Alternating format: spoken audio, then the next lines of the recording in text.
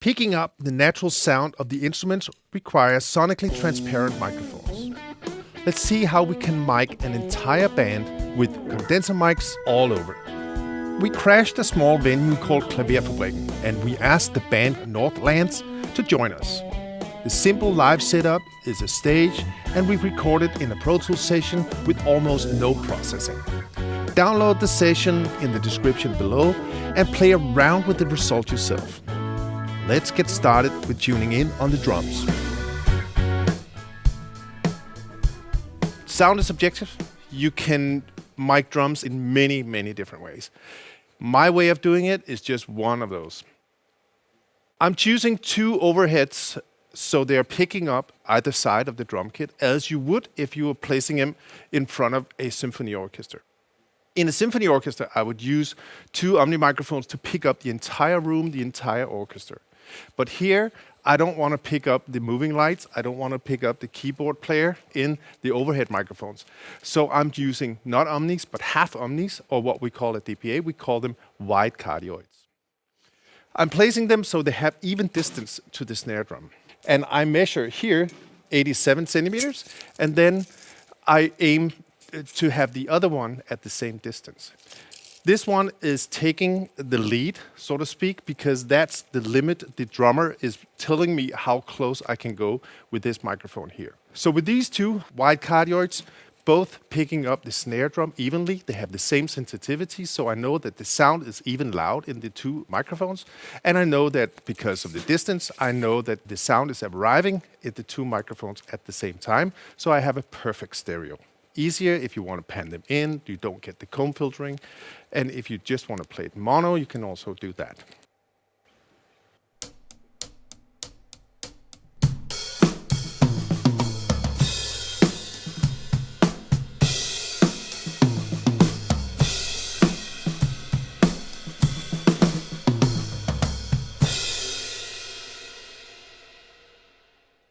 So the drum kit consists of a lot of different sound sources, different instruments. We're starting with the kick drum. We have a 4055 open cardioid microphone placed randomly in the hole of the kick drum. If we want to pick up the sound of the resonator head, we wouldn't place the microphone like it is here. We would probably move it, but we don't know what it sounds like until we tried it.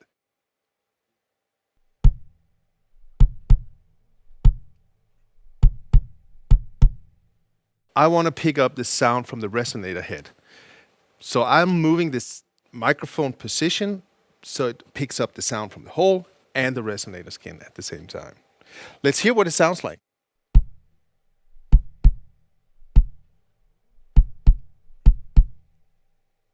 So this position obviously has more low end, so this is what we are going with for the rest of the session. So today we have two microphones on the snare drum. We have a 2012 and a 4099. The different distances, different microphones, so they obviously would sound different. We have more high-pitch information near the rim and more low-pitch information closer to the center of the drum. If I want to have more low-end coming from the snare drum, I would point the microphone closer to the center.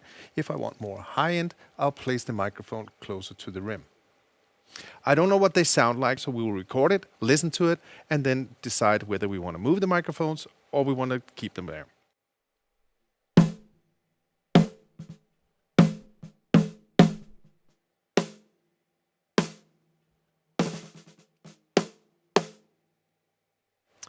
I will point the 4099 closer to the rim, pointing at the overtones, and I will point the 2012 closer to the center of the snare to get more of the low information of the snare.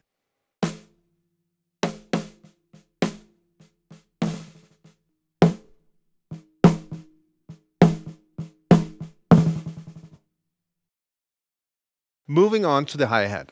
I have chosen the 2012 for the hi-hat today as well, because it picks up the hi-hat very nicely and the off-axis response is very smooth. The edge of the hi-hat has more low end, and the center of the hi-hat, like all the cymbals, have more of the high pitch. So I'm placing it like right in the middle to begin with. I'm angling it away from the rest of the drum kit because I don't want the reflections from the cymbals. If I went like this, I would get the reflections from the cymbal right into the hi-hat and back into the front of the microphone. So this is what it sounds like.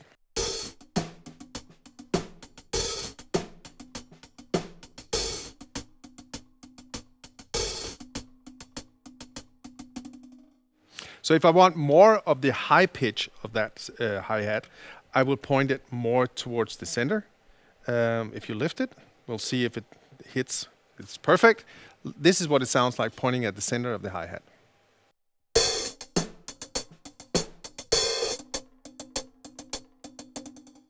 And go in the extreme to the very edge. Open it. Are we clear?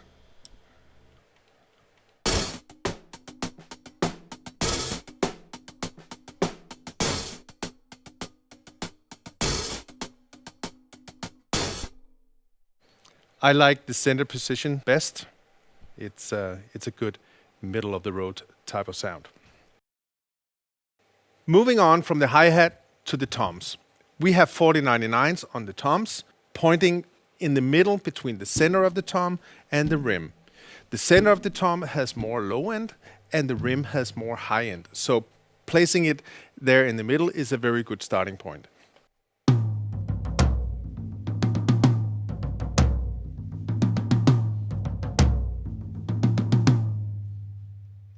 So pointing it more to the rim would give us more of the overtones, more of the high pitch, and less of the low end, less level actually.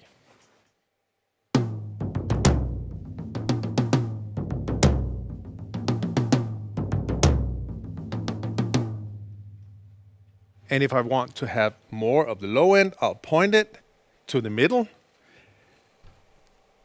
And that would sound like this.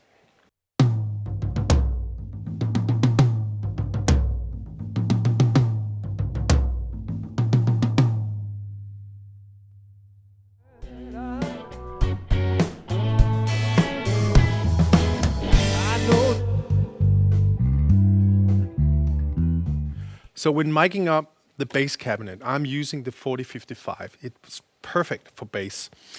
I'm very fortunate that we can remove this front and identify the speaker. And we can work with the different tones of the microphone regarding the placement. If we go close to the edge, we'll have more mellow, more low end, or less of the high frequencies. On this particular track, we would like to have as much as attack as possible. So we are placing the microphone here, and it sounds like this.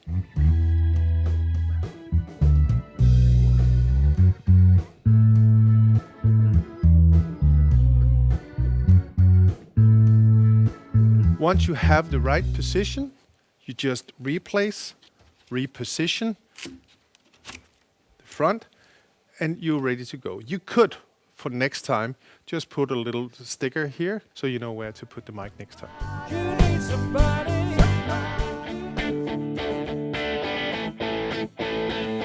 When miking a guitar cabinet like this, we are using the 2012.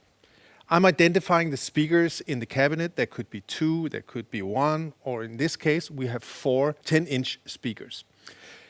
The center of the speaker has a lot of high frequency information, and the rim, the edge, has more low frequency information. So if Torben, if you're playing, I will be deaf more or less, I think, but I will move the microphone so you can hear the difference.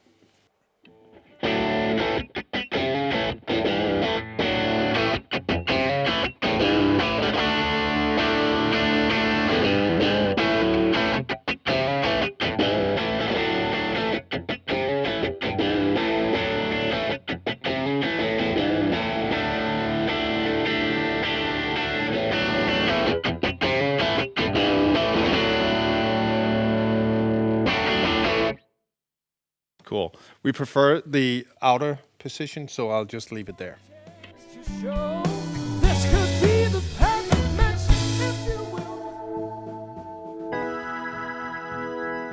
Miking a Leslie with a rotary speaker where we have this little custom-made thing where we have metal here, so we are using the piano clips. They stick nicely to the grid here. The microphones are pointing parallel into the rotary speaker. We put a little mark here to mark the center of the rotation point. On the bottom speaker, I have placed a 4055.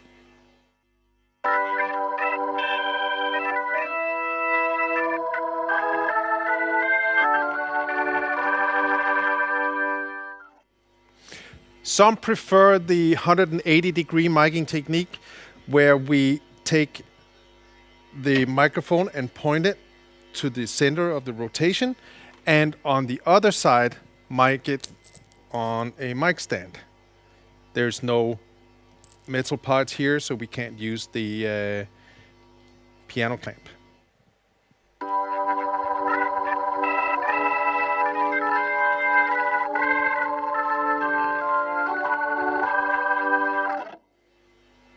Nikolai here prefers the other position, so we'll just put it back to where he wants it.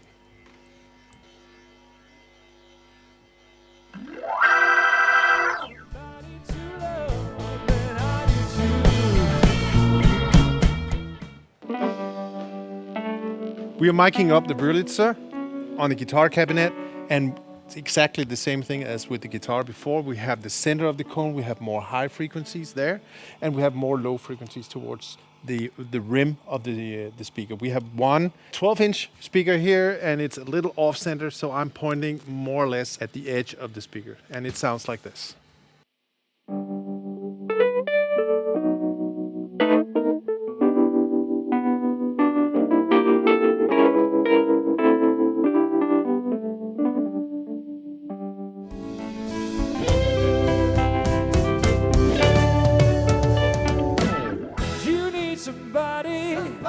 The vocals have high priority in the mix. Not only are they on top of the mix, but they are also on the center of the stage, picking up all the neighboring instruments. Sometimes the vocalists are also moving around on the stage, so the blend and the mix is changing from position to position. So the off-axis response is even more important. On this session, I've chosen to use the facto VL on the lead singer and the 2028 on the two backing vocals. When we listen closely to the vocal microphones, you would hear how the little crosstalk we have from the band still sounds natural. You need somebody, you need somebody, you need somebody to love.